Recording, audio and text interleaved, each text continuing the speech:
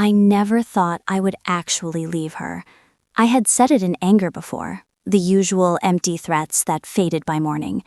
But that night, when Anna rolled her eyes as I tried to talk about how distant she had become, something inside me finally broke. Not in rage, but in exhaustion. She said, "Maybe you should just take a break if you're so unhappy." And I answered quietly, "Maybe I will." She didn't believe me, so I decided to give her exactly what she asked for, a 7-day trial of life without me.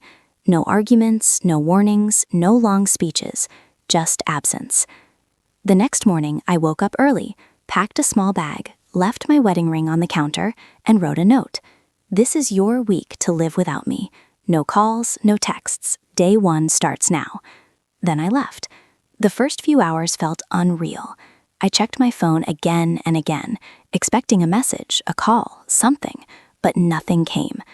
She was probably at work, thinking I'd cool off and return by evening. That was always her way. Ignore the storm and wait for it to pass. By afternoon, I was driving toward a small cabin I had rented 2 towns away, a quiet place surrounded by tall pine trees. No TV, no distractions, just stillness. The moment I stepped inside, I realized how unfamiliar that silence felt. Our home had always been loud, the television playing, her talking on speakerphone, something constantly buzzing. But this silence was calm. Meanwhile, I imagined her finding the note. Maybe she would smirk, maybe roll her eyes, maybe call her sister and laugh about it. I could hear her saying, "He's being dramatic again." Still, part of me hoped that by evening she would feel the emptiness, the missing coffee mug I always filled, the way I checked the locks at night, the soft goodnight whispered in the dark. That night, I cooked dinner for myself. Nothing special, just pasta and a beer. And I realized how long it had been since I'd eaten without tension, without her staring at her phone, without feeling like a stranger in my own kitchen. When I went to bed, my phone was still silent. I turned it face down. I wasn't angry, just hollow. Day 1 was ending, and the quiet felt both freeing and frightening. Around midnight, my phone buzzed. My heart jumped. I grabbed it, expecting her name. It was my brother. "Hey man, you okay?" "Anna called, said you left." I let out a slow breath. So she noticed, but not enough to call me herself. "She'll be fine," I said. "It's just a week." He paused. "You sure you're not taking this too far?" "I'm sure." After hanging up, I stared at the ceiling for a long time, wondering if this was punishment or freedom. Maybe both. I thought about the woman Anna used to be, the one who danced barefoot in the kitchen and laughed until she cried. Somewhere along the way, she disappeared, replaced by someone distant and cold. Maybe I had changed too. Maybe we both had. But lately, I felt like a ghost living in a house that no longer felt like home. Day 1 taught me something I hadn't known before. Peace feels strange when you've lived too long in chaos. The next morning, I made coffee and sat on the porch, breathing in the scent of pine. The sky was soft and gray. I checked my phone. Still nothing. Then around 9, a text appeared. "So this is you trying to prove a point, real mature." I stared at the screen. She didn't ask where I was or if I was okay, just blame. I didn't respond. By noon, another message came. "You can't just disappear, you have responsibilities." And that's when it hit me. She didn't miss me, she missed what I did. The chores, the routines, the stability I provided, not me. That realization hurt more than I expected. I closed my phone, walked down to the lake, and sat quietly, letting the calm sink in. Maybe this wasn't about teaching her anything. Maybe it was about finally learning something myself. Day 1 wasn't about her seeing what she could lose.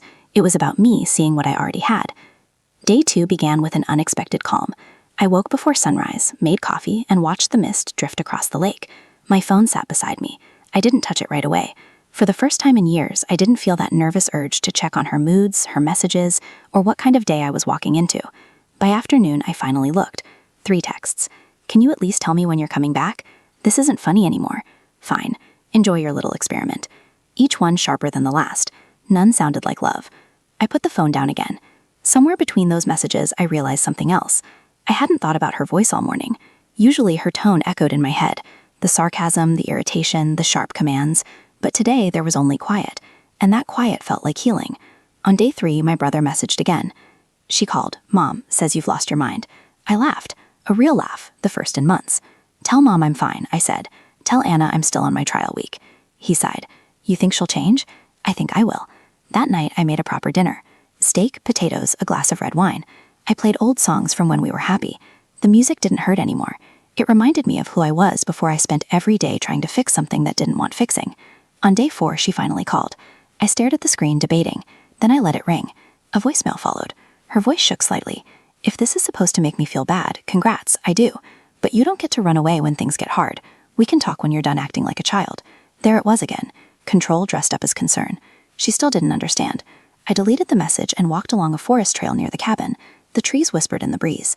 I realized I hadn't taken a walk just to think in years.